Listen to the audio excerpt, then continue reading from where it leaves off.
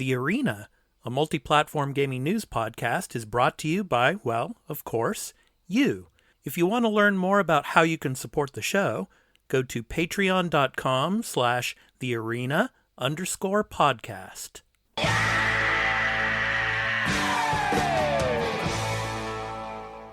Hey, all you patrons and listeners, welcome to the episode 55 post-show. I'm your host, Expat, along with my co-host, Burly of BurlyMenGaming on Twitch. Our other co-host, Turn-Based Carl, he's off this week. He'll be back with us next week. So, Burly, how you doing, man? Doing good. How are you, man?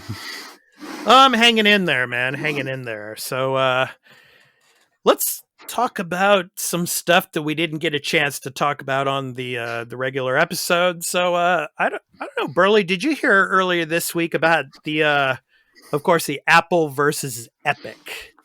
Oh yeah. The Apple effectively bans Fortnite from the app. Wow. So you didn't see this coming. You knew this was coming, man. Yeah. So Fortnite won't return to the App Store anytime soon. So this is from IGN and Matt Kim. I'm going to read some of this to you. Epic Games CEO Tim Sweeney revealed that Apple has rejected the company's request to reinstate Epic's developer account, effectively banning Fortnite from returning to the App Store following the legal battle between Epic and Apple.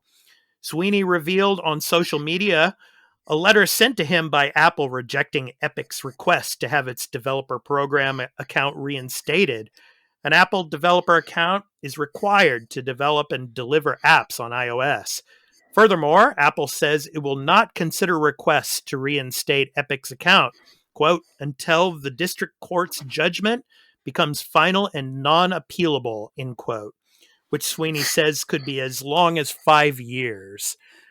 So, Burly, do you think this is justified? Do you think Apple was, right to do this? This is a tough one. It is Apple's right to do this. Yeah.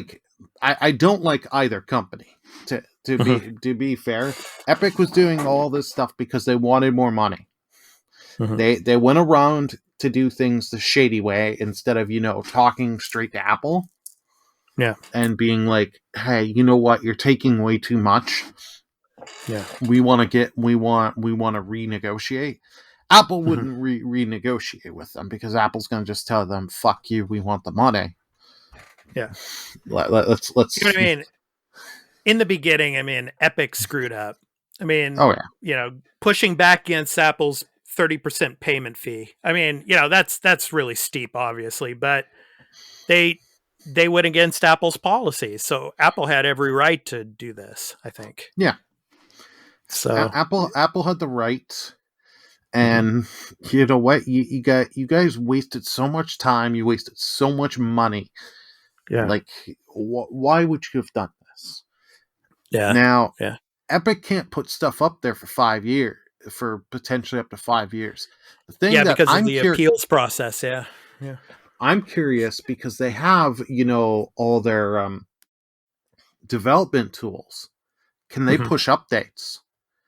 Because that's the part I'm scared about for people that do make mobile games that use those tools. If you can't get an update and push updates to and for those tools, there's a fix for some bug, and developers can't use it and yet push out updates for their games. Now developers got to find other ways around. Yeah. Yeah. So, yeah, 5 years, that seems like a long time, especially, the American justice system. It's like the appeals process can take forever. I don't know. I'm not really sure about here in Japan, but what about in Canada, Burly? Like what the legal system and the appeals processes? The appeals system is a little faster than America, but we're still slow. Yeah. we're still slow. Like, court is still backed up here because of COVID. So this would take a bit, though these are two giant companies, so they can buy their way to the head of the line. Let's be honest. But Apple's going to hold this as long as they can. Oh yeah, I wouldn't be surprised if Fortnite ever returns to Apple. I wouldn't be surprised if it never gets back on, iOS devices again. I wouldn't be surprised if they try when Epic tries to put it back. They're like, you know how we were taking 30%, we're taking 40 now. You're a liability. Yeah. They will do that, and I wouldn't be surprised if Epic says, "Okay, we're off iOS." Yeah, because we're not going to be bullied into a higher margin. Yeah, but I mean, Epic is Epic's not a starving company. They have a ton of money. Right. This was the dumbest move ever. Google takes 30% too. Let's Google's not blameless on this. I'm just thinking Google's just like, let Apple take all the fucking heat. We stand back. Yeah. We can just remain in the background. Right. Okay, let's go to the next story. Burly, did you ever play Titanfall or Titanfall 2? I played Titanfall 2. Always did want to play Titanfall 1. Yep. So this is from Jared Moore over at IGN. So Respawn responds to its own employees' Titanfall comments. Quote, "Who knows what the future holds," end quote. "Titanfall is the very core of our DNA," end quote. So after Respawn's community coordinator, Jason Garza, said that the studio is currently working on, quote, "too many other games," end quote, to create new content for the Titanfall franchise, Respawn's social media account seems to be offering a more hopeful take on the future of the series. After reports highlighting Garza's comments circulated the internet, Respawn took to Twitter to set the record straight, at least sort of. Quote, "Contrary to what some folks are reporting," end quote, a tweet from the studio reads, quote, "Titanfall is the very core of our DNA. Who knows what the future holds," end quote. And then it goes on to say Garza's initial comment suggested that any news of upcoming Titanfall content was unlikely. Quote, "There's nothing there. We've got too many other games in the works right now," end quote, he said. Last year, when asked by IGN if the Titanfall franchise was over during an interview about the studio's 10th anniversary, Respawn co-founder issued a similar sentiment. Quote, "There's nothing currently in development, but it's always there," end quote, he said at the time. So, Burly, I think one of two things here. I think either Titanfall 3 is a ways off, because they're probably right now working on Star Wars Jedi Fallen Order 2, most likely. Yeah. So it's probably way out there. Or you're not going to see a Titanfall 3. You're going to see Titanfall-style elements poured into Apex Legends, which they have been doing a little by little through the seasons in Apex. What do you think? I think you've hit the head. You've hit the nail right on the head on there. Yeah, they're going to be busy with Jedi Fallen Order too, because I don't expect that game for at least 2023. So they're going to put their focus there, and I think Epic's just like, no, just put the stuff into Apex. Just slowly put it into Apex. Since they've been doing that dribble feed into Apex, it's just going to slowly bleed over. And because Apex makes a shit ton of money for them. Yeah. So there's no sense. I would want a Titanfall 3, but it doesn't make enough financial sense to just throw stuff into Apex, because that keeps printing money instead of doing high development costs to make a new Titanfall 3. Yeah. What Fortnite is for Epic, Apex is for Respawn. So exactly. And also in the article, it says here, at present, Respawn is still investigating rumors of major security vulnerabilities in Titanfall 2 that have caused panic within the community. The concerns, which were raised earlier this month in the form of a screenshot from Discord, claimed that the game had been compromised and warned players against launching the game on PC. All in all, it's been a long, strange road for Titanfall 2, and only got stranger when the game was effectively abandoned by its developer. I don't know if you saw that on Discord, Burly, or not, but Oh yeah, I've seen that. Unfortunately, it's sad because now the way it is, it's been so hacked for a little while that people can get your IP and all that. Yep.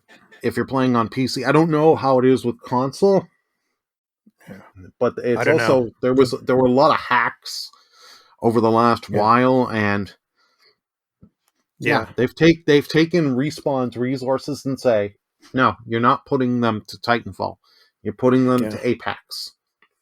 Yeah, Titanfall 2 is dead to us. We keep it up just because we may sell an extra couple copies every so often, but we're not going to put the effort in. Yeah, I had no issues with Titanfall 2, but I played it when it first came out, so I think these issues started coming up later on. Just recently, I think. Oh yeah, over the last couple of months or maybe year, I bought Titanfall 2 the year it came out because I think it was on the Boxing Day sales. I got it digitally on PSN for half the cost. So it was like, okay, for half the cost, I'll take the shot. This was back when PlayStation didn't give you tax on the PSN. So it was like, oh, this is a stupid good deal. And I had a lot of fun playing single player and multiplayer on it. Cool. All right, next up, Burly. Of course, Carl's not with us on this post show this week. He'll be back next week. But of course, he's looking forward to Marvel's Guardians of the Galaxy game. And just recently, this is by Ryan Jones over at Trusted Reviews. He actually had a chance to play a couple of hours of the game. And he gave his first impressions of the game. And I want to kind of read the verdict of what he says about this. He says, quote, "I had a good time playing Marvel's Guardians of the Galaxy. The vibrant personalities of the Guardians are just as entertaining as their MCU counterparts. And the story is shaping up to be an intriguing adventure that won't retread the same Infinity Stone plot we saw in the cinema. While I enjoyed the chaotic combat, I'm also concerned that the lack of weapon and gadget variety could see it become repetitive. But since this is just a 2-hour snippet of the game, I still have hope that more options will come into play further down the line. If you're a Marvel fan, this is definitely one to keep your eye on." So that's what he says. I don't know. So are you any more, convinced about this game or, from what has been coming out, or are you still going to wait on this? I mean, what's your impression of this so far? I'm still going to wait on this. This I could see being a good game. My gripes withstanding of some of their choices, I could see this could be you play a good 10 to 15 hour story. It could be a good game, but this is not something in October, I'm going to buy this day one or the week it comes out. This is when this is a $20 to $30 game, I'll maybe pick it up and be like, I'll have my fun with the story. Yeah. Do you think it's going to be similar to Marvel's Avengers, where it's hyped up until its release, and then after a couple of weeks, it's going to be forgotten? I think this is going to be a game forgotten quick, like Avengers. Like him saying 2 hours in, there's a lack of weapon types and stuff and gadgets. Yeah. That's not a good thing. And remember, you can only play a Star-Lord. And out of all the characters I would want to play, Star-Lord, no offense, is not the one I'd want to play. Yeah. Because I'd rather play the different styles and different abilities. So let me go into a little more of what he says here about the combat. So he says, like you were just referring to, Star-Lord you can only play Star-Lord, and you can only use his fists and iconic blasters for combat. Can use the elemental gun to freeze enemies in place. Hover boots are essential for avoiding damage in chaotic battlefields. Then he goes on to say, the combat in Marvel's Guardians of the Galaxy feels generic for the third-person shooter genre, offering little that I haven't seen before. But with many quips of the Guardians and the thrill of darting around the arena with Star-Lord's hover boots, I still enjoyed fighting off the countless waves of enemies. So, yeah. Hearing generic in combat is not something you want to hear. Like, I get it, because it could also, but he's not saying it like it's, well, this is the template, and they're following the template, so you know it's good. But it's just like this, and I'm glad to hear the writing is on point, because that's something, if they don't get the writing and the tone well, that game really will drop off. But he's only 2 hours in. They can drastically change, and you could get an Infinity Stone like plot. Who knows? I just want to point out another thing he said here. He said, however, since I only had one elemental ammunition unlocked, 3 vacant slots implies more will be available later on in the game. Combat became very repetitive after just 2 hours. I'm hopeful that unlocking additional special attacks and elemental ammunition further into the game will vary things up, but the demo does leave me a little concerned in this respect. So, then he goes on to say, that said, combat certainly isn't easy. I died 3 times during my playthrough on normal difficulty, while Square Enix team members informed me that previous journalists over in the US even struggled to push past certain segments. So, yeah, interesting. We shall see. Yeah. What are your thoughts on this? Is this something you're looking into, interested to, or are you just thinking I'll wait for the bargain bin and maybe try it then? Bargain bin. Because honestly, I still haven't even played Marvel's Avengers yet. And that's like in the bargain bin already. So much stuff out there, man. But I don't know. I mean, it looks interesting and it seems interesting, but I mean, God, there's just so much coming out, Burly. I don't know I think I'm just going to wait. As Carl would say to us, I'll wait for it to come on Game Pass. I was going to say, if this game does a surprise, Microsoft, they do a deal with Microsoft Game Pass, would you play it day one? Yeah, sure. I'd probably play it day one. Yeah, I would. I'd probably stream it just to be like, okay, here's the horror of this game. Yeah, the combat's repetitive and this and that, and Well, speaking of upcoming games, I mean, October, man, we were talking about this during the regular episode, but I mean, October already is just around the corner. I mean, of course, on Twitch, your area of expertise, Burly. Of course, I'm on Twitch too, but you stream a lot more, frequently. So, I mean, Spooktober is coming up, or Subtober. I mean, everybody calls it like sub something, right? Like, well, September is September, yeah. Well, September is September because they make the sub costs go down by 20%. So it's to increase Twitch. So Twitch takes less, the streamer takes the same amount, and the people that buy subs buy them for cheaper. So it's a little supportive month. Yeah, but didn't in the past it used to be Spooktober or something like that? Subtober. For October, they call it Spooktober. Yeah, a lot of streamers call it that. I called mine Spookfest just to be different. Yeah. So, all you listeners out there that are watching Twitch streams, of course, BurlyMenGaming on Twitch, of course. So Spookfest. So what horror games are you going to play in October, Burly? Anything? I'm going to play... Yes, I've got a few, actually.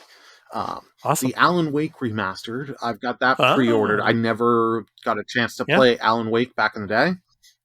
Yeah. I've heard nothing but great things. Great stuff. Always wanted to play it. And it was, I was shocked they didn't go for the giant high price. So it was like, okay, I'll pick this up. So I've got that ready to, I've got a horror kind of themed game for the aesthetics and stuff is, Pumpkin Jack came out a few years ago. Oh, I've seen a few people stream that. It's a cool looking game. So that's one I've got. We got Metroid. I know that's not exactly horror, but yeah. You'll get the horror of seeing my shitty gameplay on that. Yeah. I was hoping that Resident Evil Village would have come down in price by now, but so far it looks like it's still $59.99, still the same price. Wow. So it's kind of strange. Huh? You would have thought that it would have come down in price by now, but because it came out in February, I think it was, right? February. But February, the game March.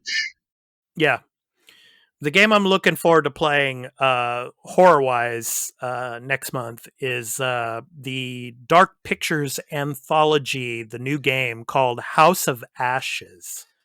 House of Ashes is coming out, I think, around the 20th, I think 22nd or something like that.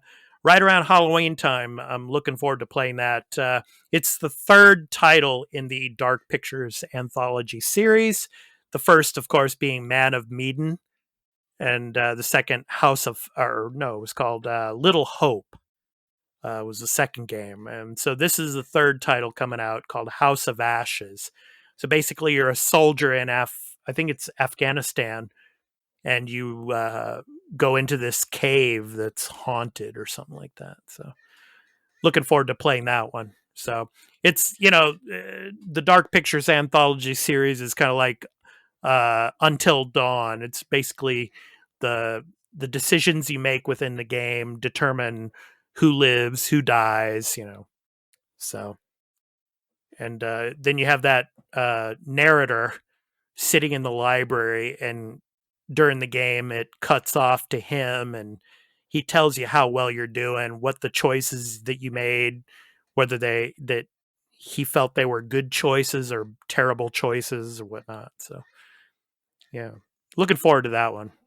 So, good stuff. All right. So, I want to thank you, Burly, for coming on the post show with me, of course. And I want to let all you listeners and all you patrons know this episode of the Arena multi-platform gaming news podcast, episode 55 post show, will first go up to Patreon at patreon.com/thearena_podcast for the first day. And then on Sunday, it will go to all the free podcast services. So want to thank all you patrons out there for all your support, and all you listeners, of course. Thank you for listening and supporting us. And we look forward to coming back next week. Of course, Turn-Based Carl, our other co-host, will be with us again next week. So, Burly, have a great week. Yeah, finish up Deathloop, man. Yep, finish up Deathloop. Yeah, I'm going to try to finish up Kana, Bridge of Spirits, later tonight. And then continue on with Lost Judgment. Oh, and just one thing before we finish, Burly, I want to let you know, in Lost Judgment, in the main character Yagami's office, when you walk in there, he's got a Sega Master System on the desk. And I actually played Alex Kidd on it last night. So there you go. When I don't know if you remember Alex Kidd, yeah. Oh, I remember Alex Kidd. I never owned a Master System, but I have seen them and played ROMs of them. There you go. When you're not investigating, you play a little Alex Kidd. That's right. Yeah, and as the game progresses, more Sega Master System games will unlock. Yeah, so as you go into the office. So looking forward to that. So all right, so thank you, everybody, all you listeners out there and all you patrons. We hope to catch you in the next one. So take care, everyone. Peace out.